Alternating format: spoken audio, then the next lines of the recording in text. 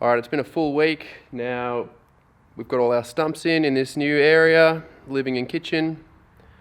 We've started with bearers in here. We've got to wait for concrete to dry in the kitchen area. It's the end of the day anyway, so tomorrow we'll be back, rest of the bearers.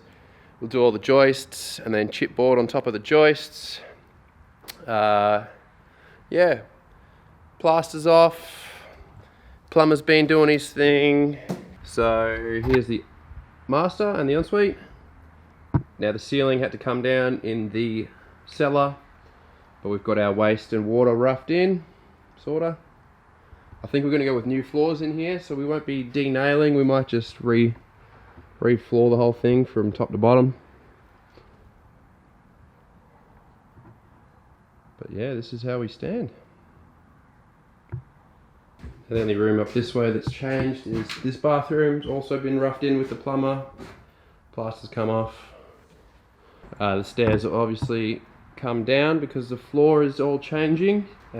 Floors are slowly coming up in here, but they're not the priority. This slab in here is 30mm higher than the rest of the floor.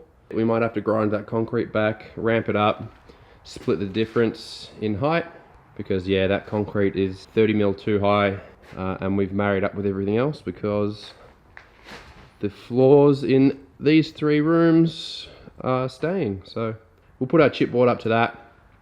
All those floorboards get covered up later, and that's the update. Nothing's really happened outside other than a delivery of trusses, and that's that. So as soon as the floor's done, roof will come off, trusses will go in, roof sheeting will go back on, and then we can start thinking about all the other rooms and plastering and all that. Alright, that's it for this week.